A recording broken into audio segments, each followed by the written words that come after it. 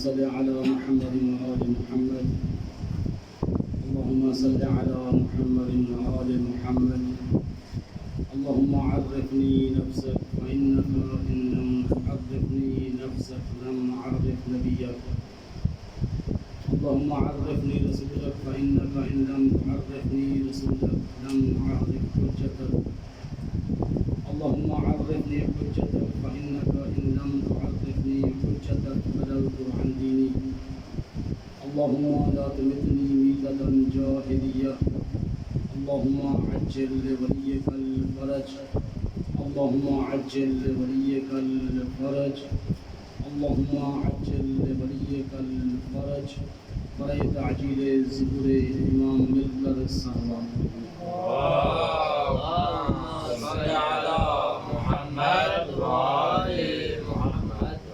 ما شاء الله لا حول ولا قوة إلا بالله العلي العظيم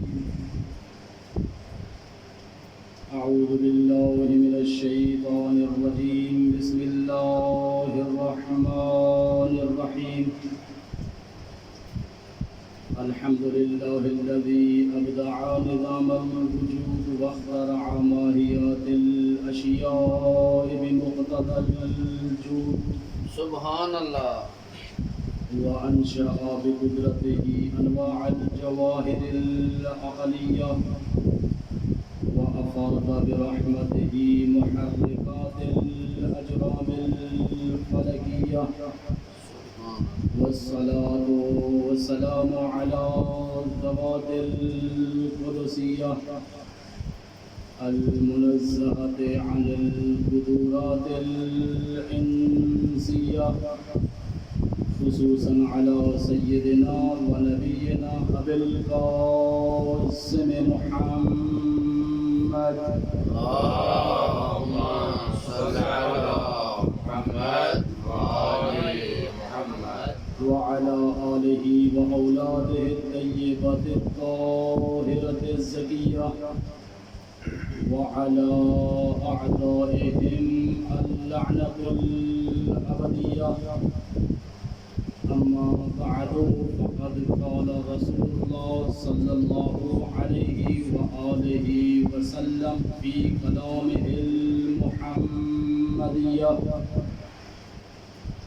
من مات ولم يعرف إمام زمانه مات ميتة جاهلية صلوات اللهم صل على محمد وآل محمد سامعین مکرم حاضرین مجلس دعا ہے کہ خالق کائنات ہماری اس عظیم سے عبادت کو اپنی عظیم بارگاہ میں قبول فرمائے محرم الحرام کی پہلی مجلس ہے اس مجلس کے توسط سے ہم اہل بیت اطہار کو تعزیت و تسلیت عرض کرنے کے لیے جمع ہوئے خالق کائنات قبول فرمائے جہاں جہاں بھی صفِ عزا بچھائی جا رہی ہے جہاں جہاں بھی مجالس کا انعقاد کیا جا رہا ہے خالق کائنات ان تمام مقامات کو اپنے قبض و امان میں رکھے دشمن کے شر سے بچائے جو مومن کرام یہ اہتمام کر رہے ہیں فرش عزا بچھانے کا عزاداری کے انعقاد کا احیاء امر ائمہ کے انعقاد کی کوشش کر رہے ہیں خالق کائنات ان کے اس اہتمام کو اپنی بارگاہ میں قبول فرمائے علماء ذاکرین شعراء و ادباء نما کرنے والے اور ماتمدار خالق کائنات ان تمام کی عبادت کو اپنی بارگاہ میں قبول فرمائے علماء کرام کا سایہ ہمارے سروں پہ فرمائے ہمارے وقت کے امام زمان کے ظہور میں تعجیل فرمائے ان تمام دعاؤں کی قبولیت کے لیے مل کے سلوات پڑھیں اللهم صل على محمد وآل محمد سامعین مکرم سب سے پہلے آج کی اس صفِ عزا صفِ انتظار صفِ معرفت پر موجود مبانیان و منتظرین کے دلوں کے تخت پر مسرت نشین ولایت ولی مطلق کے وسیلہ سے درخواست کرتا ہوں اپنے اس وارث کے حضور جو پردہ غیب میں فرزند ابو طالب کی حیثیت سے موجود ہے واہ واہ واہ واہ کہ کائنات کو ثبات اور مخلوقات کو رزق دلانے والا اپنے رخ انور سے حجاب غیبت کو ہٹائے اور پر سلونی سجا کر کائنات کے جبلا کو بتلائے، جو حسین بادشاہ جیسے ہادی کو چھوڑ دے یزیدیت اس کی نسل کا مقدر بن جاتی ہے۔ واہ واہ واہ واہ واہ واہ ماشاءاللہ ماشاءاللہ آباد و شاد رہے۔ سامعین مکرم، میں نے آپ کی خدمت میں محبوب کبریا خاتم الانبیاء تاج الرسول حضرت محمد مصطفیٰ کے فرمان ذی شان کو تلاوت کرنے کا شرف حاصل کیا، جس میں حسنین کے نانا نے ارشاد فرمایا من مات ولم یعرف امام زمانہ مات امیتۃ جاہلیہ، کہ جو شخص اپنے زمانے کے امام کی معرفت کے بغیر مر جائے اس کی موت جاہلیت کی ہوگی۔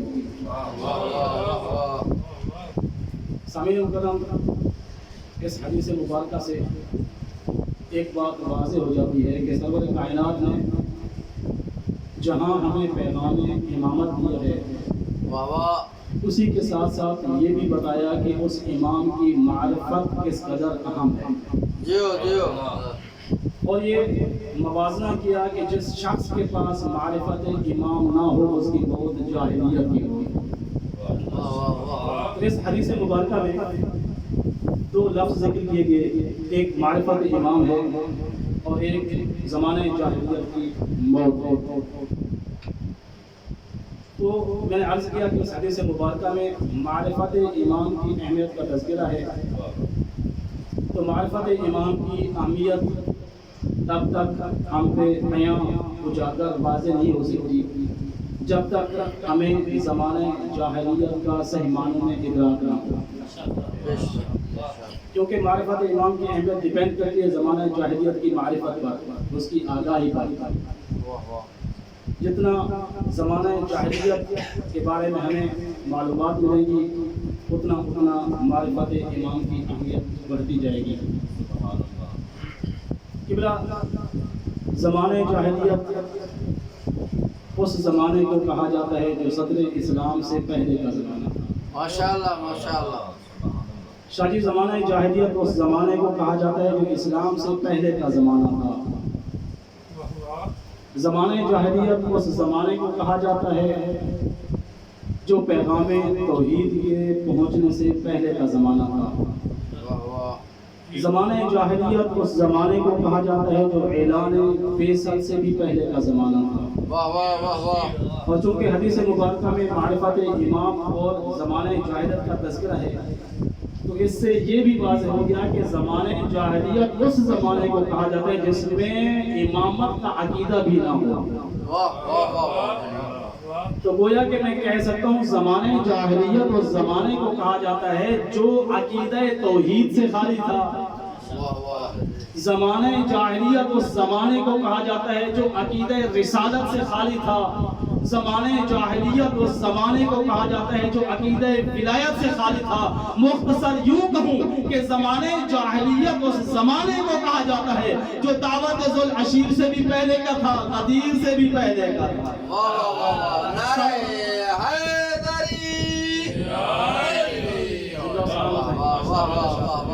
محمد وآل محمد صلوات اللہم صلی علی محمد وآل محمد۔ تو اس تعریف سے یہ پتہ چلا زمانہ جاہلیت وہ زمانہ ہے جس میں توحید نہیں ہے، جس میں نبوت نہیں ہے، جس میں امامت نہیں ہے، جس میں ولایت نہیں ہے۔ گویا کہ ہم کہہ سکتے ہیں یہ تو ہم نے ایک تاریخی اعتبار سے زمانہ جاہلیت کی تعریف کی ہے، اس کی حد بندی کی ہے، اس کو بیان کرنے کی کوشش کی ہے کہ زمانہ جاہلیت کی حدود کون سی ہیں، کس زمانے کو زمانہ جاہلیت کہا جاتا ہے۔ لیکن اس حدیث معرفت امام زمان سے جو بات ہم پہ واضح ہوتی ہے وہ یہ ہے کہ ضروری نہیں ہے کہ زمانہ جاہلیت کا تعلق فقط اسی زمانے سے ہو جو اسلام سے پہلے کا زمانہ تھا، بلکہ ہم یہ بھی کہہ سکتے ہیں اگر کوئی انسان اس زمانے میں ایسا ہو جو عقیدہ توحید سے خالی اپنی زندگی گزار رہا ہو،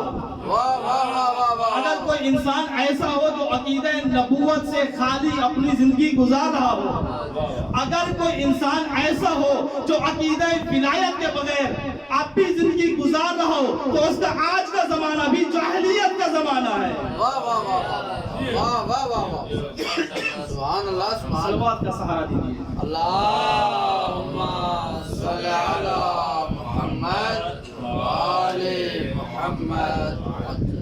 جو معرفت امام کے بغیر مر جائے جاہلیت کی موت ہوتا ہے۔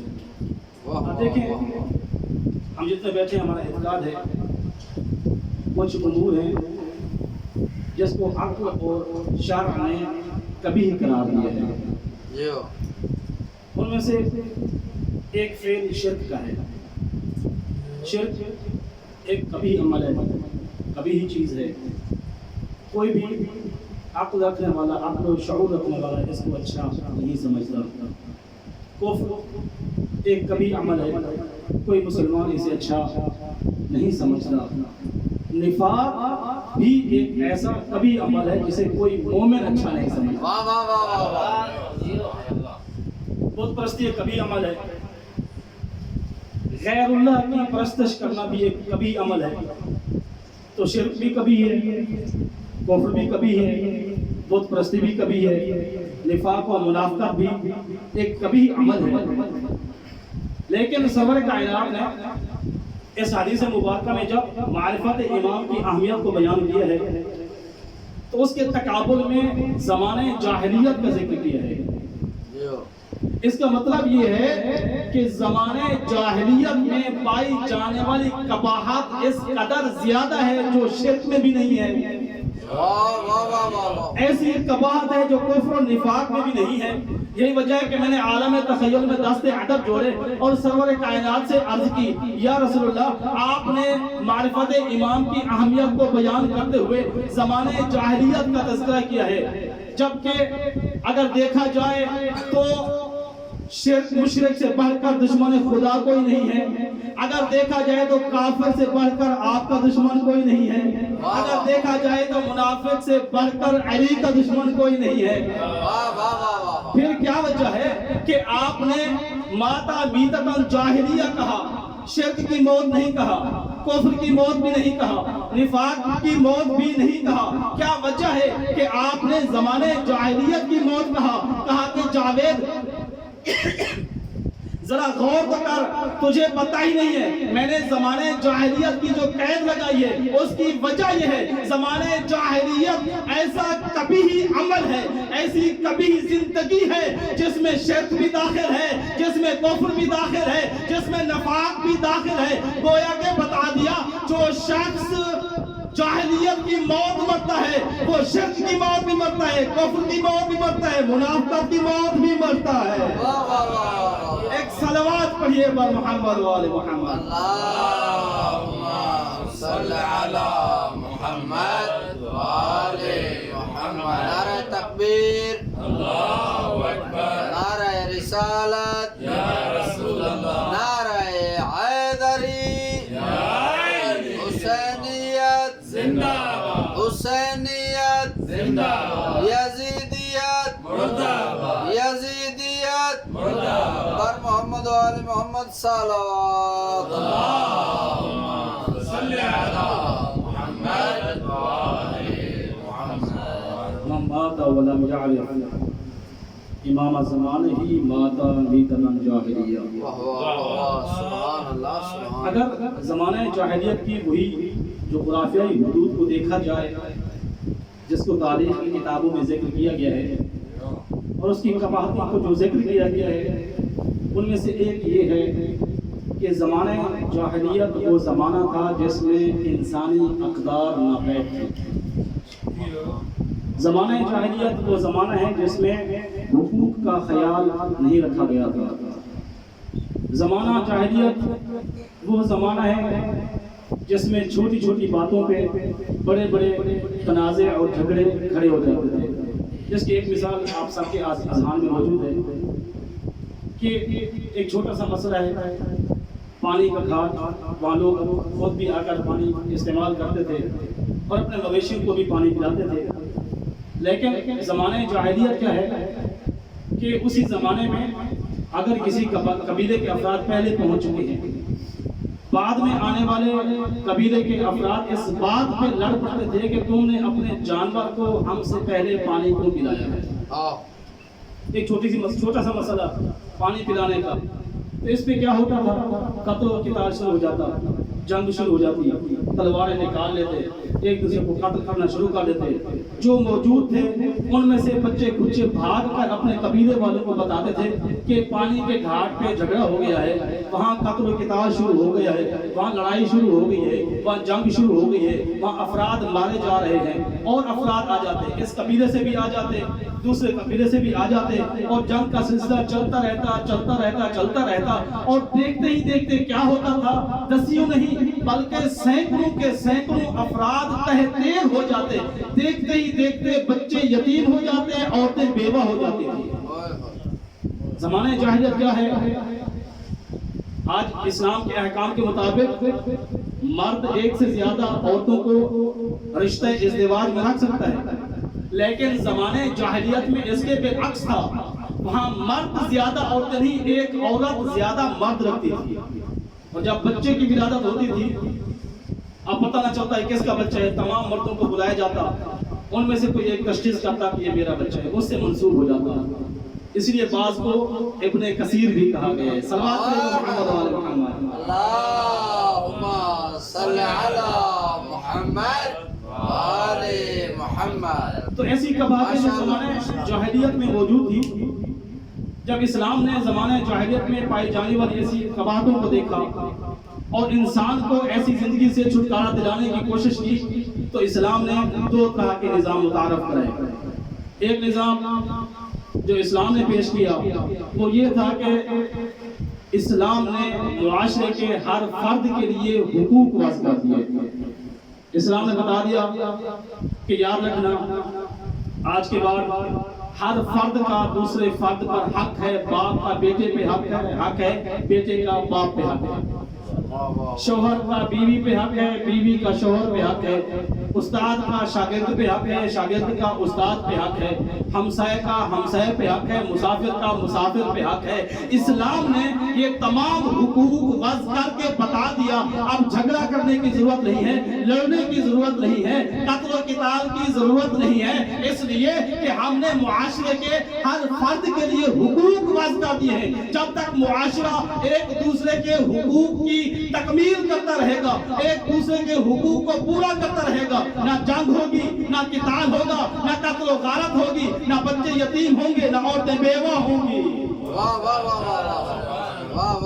اور آج ہم جب اس مقام پہ موجود ہیں، وہ بھی ہم انہی ضوابط اسلامی کی وجہ سے موجود ہیں۔ اور دوسرا ضابطہ جو اسلام نے متعارف کرایا وہ کون سا تھا کہ اسلام نے تمام مسلمانوں کے اندر رشتہ اخوت قائم کر دیا، رشتہ مواخات جسے کہا جاتا ہے، یعنی بھائی چارے کا رشتہ قائم کر دیا۔ اور اس کی مثال ہمیں کہاں ملتی ہے؟ مہاجرین و انصار کے چیپٹر میں جائیں تو وہاں اس کی واضح مثال ملتی ہے کہ سرور کائنات نے وہاں مہاجرین و انصار کے درمیان رشتہ مواخات جو قائم کیا تھا، اس کے بعد آج تک مسلمانوں میں یہ رشتہ اخوت پایا جاتا ہے۔ اور یہی وجہ ہے کہ آج ہم یہاں جمع ہوئے ہیں تو فقط حقوق کی وجہ سے جمع نہیں ہوئے، بلکہ ہم اس رشتہ اخوت کی وجہ سے پیدا ہوئے ہیں۔ اور ہمارے درمیان جو رشتہ اخوت پایا جاتا ہے وہ کون سا رشتہ ہے؟ وہ ایک عظیم رشتہ ہے۔ آج ہم اگر یہاں جمع ہوئے ہیں اس کی ایک ہی وجہ ہے، ہم یہاں یا تو محبت حسین میں جمع ہوئے ہیں یا ولایت علی کی وجہ سے جمع ہوئے ہیں۔ حسینیت زندہ باد، حسینیت زندہ باد، یزیدیت مردہ باد، یزیدیت مردہ باد، اہل بیت دشمنت لعنت بے شمار، اور محمد و آل محمد صلوات اللہم صلی علی محمد۔ اور یہی رشتہ اخوت ہے جس کی بنا، جس کی بنیاد ولایت ہے، یہی وجہ ہے کہ غدیر کے دن ہم مومنین صیغہ اخوت پڑھ کے اس رشتہ اخوت کی تجدید کرتے ہیں اور کہتے ہیں الحمدللہ الذی جعلنا متمسکین بولایت علی ابن ابی طالب. ہم ایک دوسرے کو یہ جملہ کہہ کے بتاتے ہیں تیرا اور میرا رشتہ خونی نہیں ہے تو نہ صحیح، لیکن تو بھی مولا کا ولائی ہے، میں بھی مولا کا ولائی ہوں، ہم دونوں کے درمیان رشتہ ولا موجود ہے. صلوات پڑھیے پر محمد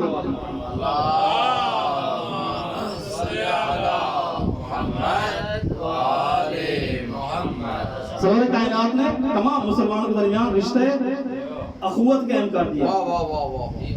انصار اور مہاجرین موجود تھے، سرور کائنات نے سب کو جمع کیا اور سب کے درمیان صیغہ اخوت قائم کیا، رشتہ اخوت قائم کیا. سرور کائنات کیا کرتے تھے؟ ادھر سے ایک مہاجر صحابی کو بلاتے اور دوسری طرف سے انصار میں سے کسی ایک کو بلاتے، ان کے درمیان صیغہ اخوت پڑھ دیا. ایک اور مہاجر کو بلایا، انصار کو بلایا، صیغہ اخوت رشتہ اخوت قائم کر دیا. مہاجر کو بلایا، انصار کو بلایا، رشتہ اخوت قائم کر دیا. اس رشتہ اخوت کو قائم کرتے کرتے سرور کائنات نے حضرت ابو بکر کو بلایا، رشتہ اخوت قائم کر دیا. حضرت عمر کو بلایا، رشتہ اخوت قائم کر دیا. حضرت عثمان کو بلایا، رشتہ اخوت قائم کر دیا. سرور کائنات نے قمبر کو بلایا، مقداد کو بلایا، ابو ذر کو بلایا اور رشتہ اخوت قائم کر دیا. سرور کائنات مہاجرین و انصار میں سے ایک ایک کو بلاتے گئے، رشتہ اخوت قائم کرتے گئے. ایک ایک کو بلاتے گئے، رشتہ اخوت قائم کرتے گئے. ایک ایک کو بلاتے گئے، رشتہ اخوت قائم کرتے گئے. ایک وقت آیا نہ انصار میں سے ایسا بچہ جس کا مہاجرین میں سے کوئی بھائی نہ ہو اور نہ کوئی مہاجر ایسا بچہ جس کا انصار میں سے کوئی بھائی نہ ہو.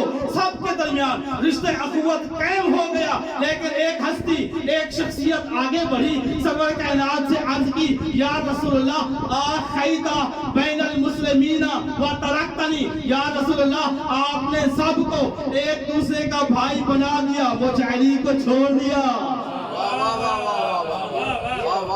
سرور کائنات نے جب وجہ اللہ کے چہرے پر غمگینی کے اثرات دیکھے، علی ابن ابی طالب کو اپنے پاس بلایا اور فرمایا یا علی پریشان ہونے کی ضرورت نہیں ہے، افسردہ ہونے کی ضرورت نہیں ہے. نہ مہاجرین میں سے کوئی ایسا ہے جو آپ کا بھائی بن سکے، نہ انصار میں سے کوئی ایسا ہے جو آپ کا بھائی بن سکے. ان میں سے کوئی بھی ایسا نہیں ہے جو آپ کا بھائی بن سکے. اس لیے میں نے ان میں سے کسی کو بھی آپ کا بھائی نہیں بنایا. اس کی وجہ یہ ہے انا انت اخی فی الدنیا والآخرہ. یا علی پریشان کیوں ہوتے ہیں؟ اللہ نے مجھ مصطفیٰ کو دنیا میں بھی آپ کا بھائی بنایا، آخرت میں بھی بھائی بنا دیا ہے.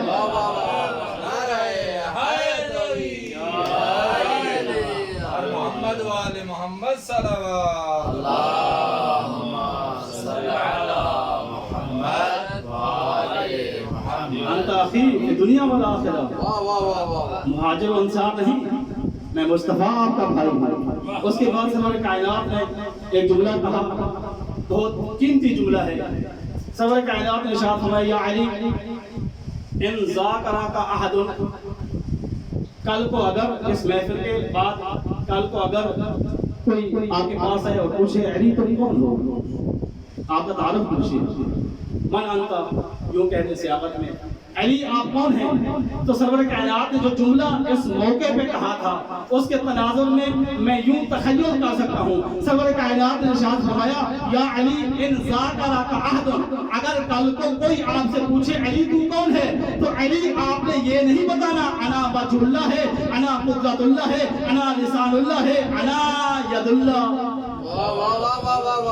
یہ کہنے کی ضرورت نہیں ہے انا وجہ اللہ ہے، انا قدرت اللہ ہے، انا لسان اللہ ہے، انا ید اللہ ہے، انا اسد اللہ ہے، اسد اللہ ہے غالب علی کل غالب. یہ نہ کہنا. پھر کیا کہوں؟ سرور کائنات نے ارشاد فرمایا ان ذاکرک احد فقل، اگر کوئی آپ سے آپ کا تعارف پوچھے تو یہ کہنا انا عبد اللہ ہے و اخو رسول اللہ ہے، میں بندہ خدا کا ہوں، بھائی مصطفیٰ کا ہوں.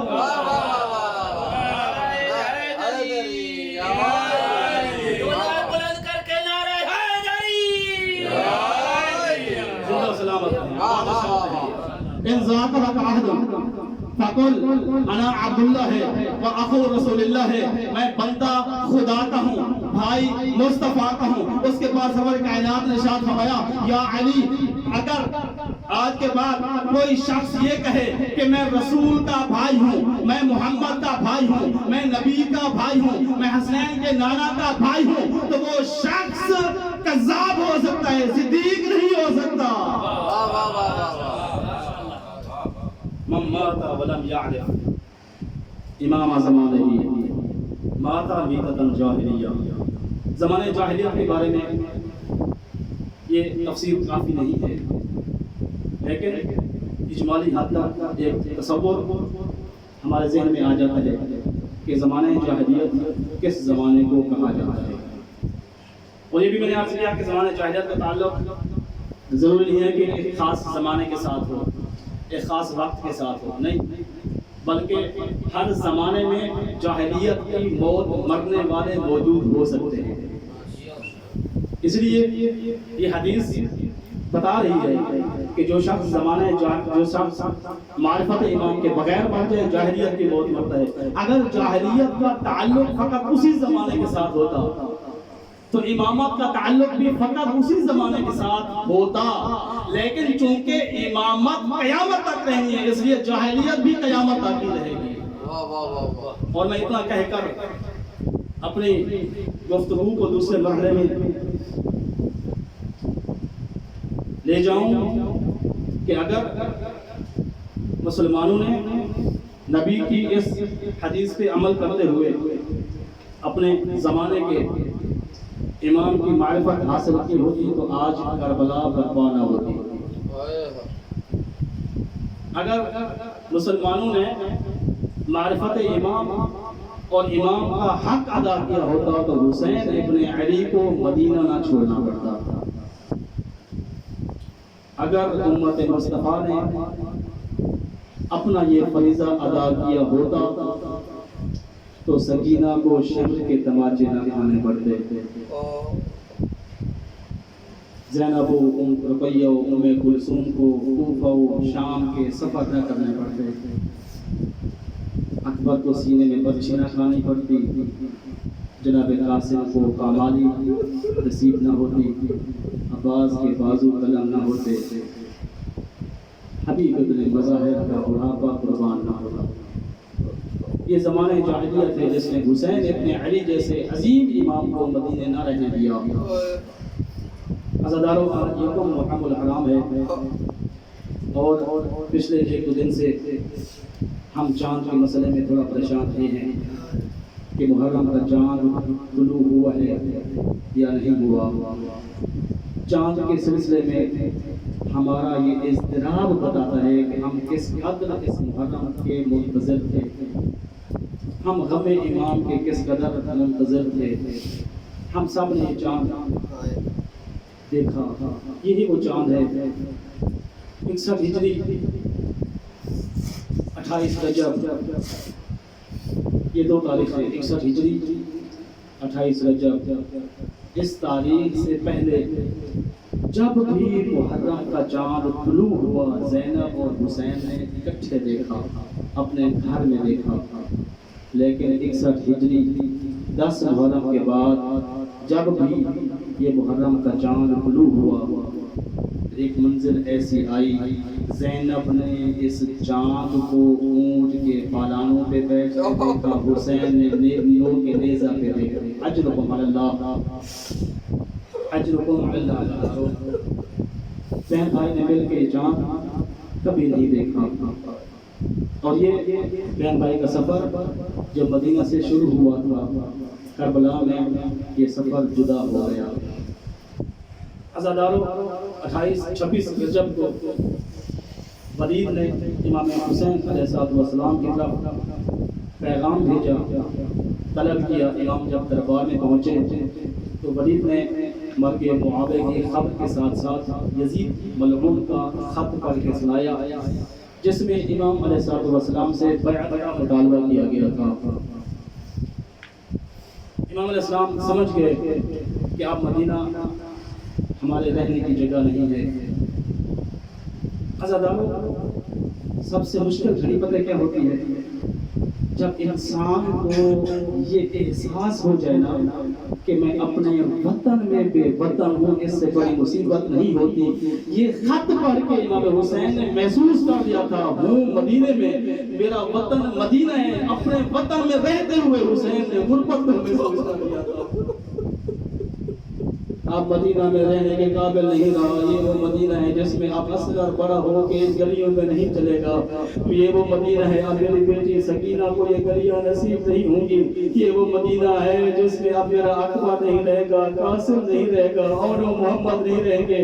امام علیہ السلام نے پیغام دیا اپنے اہل و عیال کو کہ مدینہ چھوڑنے کی تیاری کی جائے۔ نانے کی امت نے میرا احترام کرنا چھوڑ دیا ہے، نانے کی امت مجھے مدینے میں اب برداشت نہیں کرتی۔ عزاداروں امام حسین علیہ السلام شب میں رات کے وقت میں اپنے اہل و عیال سے یہ کہہ کر جنت البقیع کی طرف روانہ ہوئے۔ جانتے ہیں پیچھے منظر کیا تھا؟ امام کے حکم کی تعمیل کرتے ہوئے رات کا وقت تھا، کسی گلی میں عباس الحجاب کی صدائیں لگا رہے تھے، اور کسی گلی میں جناب اکبر پردہ کرا رہے تھے کہ لوگوں پردہ کرو، اب فاطمہ زادیاں، محمد زادیاں، اب علی زادیاں گھروں سے باہر آ رہی ہے، محمد پہ تیار ہو رہی ہے، اپنے چہروں کو دوسری طرف پھیر لو، اب ان گلیوں میں کوئی نہ نکلے۔ آج زینب اپنے گھر سے پہلی بار اجرکم علی اللہ، اجرکم علی اللہ عزادارو۔ امام حسین جنت البقیع پہنچے، اپنی ماں زہرا کی قبر پہ پہنچے، وداع کرنے کی نیت سے قبر پہ بیٹھے اور کہا اے مادر گرامی، اے اماں جان، میں آپ کا حسین آپ کے پاس آیا ہوں، اے اماں میں غریب آپ کے پاس آیا ہوں، اے اماں میں مسافر آپ کے پاس آیا ہوں، اے اماں نانے کی امت نے مجھے مدینے میں نہیں، نانے کی امت مجھے مدینے میں نہیں رہنے دیتی، اے اماں میں مدینہ چھوڑ کے جا رہا ہوں، اکبر کو بھی ساتھ لے کے جا رہا ہوں، قاسم کو بھی ساتھ لے کے جا رہا ہوں، اپنے جوانوں کو ساتھ لے کے جا رہا ہوں، زینب و رقیہ کو ساتھ لے کے جا رہا ہوں، اماں کوئی واپس آئے یا نہ آئے، حسین نے قدر کر آپ کے پاس نہیں آنا، اماں میرا وداع قبول کیجیے۔ عزادارو یہ کہہ کر امام اٹھے اور اپنے بھائی امام حسن مجتبیٰ کی قبر پہ پہنچے، اپنے بھائی سے وداع کیا، وداع کرنے کے بعد اپنے نانا کی قبر پہ پہنچے۔ اب دیکھیے کتنا محبت تھی نانا اور نواسا کے درمیان۔ جب امام حسین اپنی ماں کی قبر پہ پہنچے تھے وہ کیفیت اور تھی، بھائی کی قبر میں پہنچے کیفیت اور تھی۔ کیسی عجیب محبت ہے نبی اور حسین میں۔ جب حسین اپنے نانا کی قبر میں پہنچے، امام حسین نے خود کو قبر پہ گرا دیا،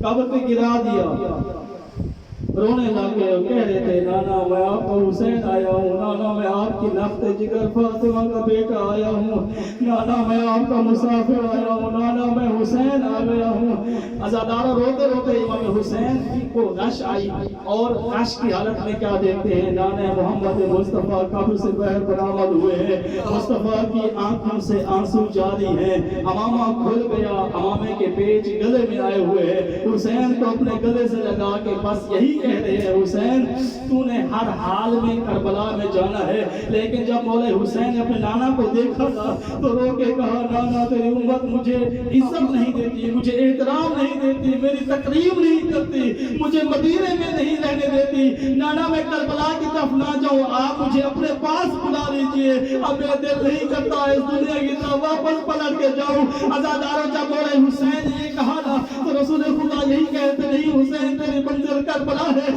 تو نے کربلا ضرور جانا ہے۔ میں نے عرض کی امام حسین سے اے مولا کیا وجہ ہے کہ آپ اب کربلا نہیں جانا چاہتے؟ بار بار اپنے نانا سے کہہ رہے ہیں مجھے اپنے پاس روک لیجئے۔ اے عزادارو مجھے یہی لگا کہ شاید امام حسین علیہ السلام نے جب کربلا کا تخیل کیا نا، جب سوچا ہوگا کہ جب میں کربلا میں جاؤں گا، دشت کربلا میں پہنچوں گا، 10 محرم کا منظر امام حسین کی آنکھوں کے سامنے آیا ہوگا اور دیکھا ہوگا میرا اکبر برچی کھا کے میدان میں پڑا ہوا ہے، میرا قاسم پامال ہو کے میدان میں پڑا ہے، میرا عباس بازو قلم کرا کے میدان میں پڑا ہوا ہے، میرا عظیم دوست حبیب ابن مظاہر بھی قربان ہو گیا۔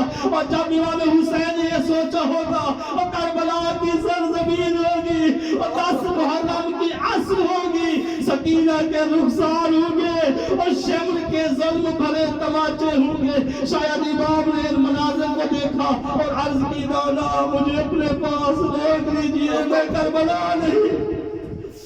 اجرکم علی اللہ۔ عزادار و نانا سے ودا کرنے کے بعد میرے مولا اپنے گھر کی طرف آئے۔ جب گھر پہنچے نا جناب ام سلمہ ملی، کہا کہ حسین میں نے سنا ہے آپ مدینہ چھوڑ کے جا رہے ہیں۔ امام حسین ضرور کے کہا ہاں نانی اماں کیا کروں، جب نانے کی امت رہنے نہیں دیتی، مدینہ میں رہ کے حسین کیا کرے گا، میں نے سفر کا ارادہ کر لیا ہے۔ عزاداروں جناب ام سلمہ آگے بڑھی اور کہا کہ اے حسین میں تیری ماں ہوں، میں نے تجھے پالا ہے، میں تیری نانی ہوں، میں تجھے تیری ماں ہوں۔ ایک عرض کرتی ہوں حسین اگر تو جانا ہی چاہتا ہے تو بے شک چلا جا، لیکن میری ایک التجا ہے حسین تو دنیا کے کسی کونے میں چلا جا لیکن کربلا کی سرزمین پہ نہ جانا۔ حسین نے رو کے پوچھا نانی اماں کیوں نہ جاؤں؟ تو ام سلمہ نے رو کے کہا حسین میں نے تیرے نانا سے سنا تھا کربلا کی سرزمین بہت سخت سرزمین ہے، مصیبتوں والی سرزمین ہے، کوئی نبی ایسا نہیں ہے جو کربلا کی سرزمین سے گزرا ہو اسے مصیبتوں کا سامنا نہ کرنا پڑا ہو۔ حسین میں تیری منت کرتی ہوں کہیں بھی چلا جا لیکن کربلا نہ جانا۔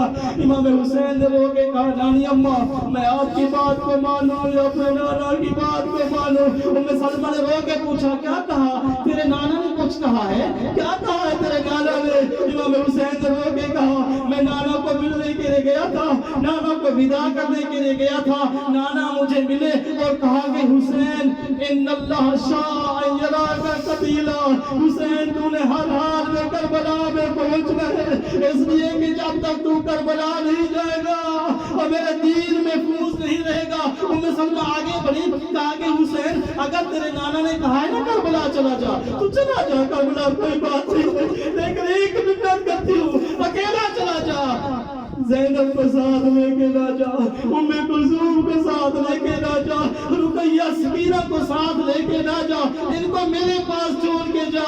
یہ وہ بیوی ہے جنہوں نے کبھی سفر نہیں کیا۔ میرے مولا نے رو کے کہا نانی اماں آپ کی بات تو صحیح ہے لیکن نانا نے جو کہا اس پہ عمل کرنا ضروری ہے۔ کیا کہا تیرے نانا نے؟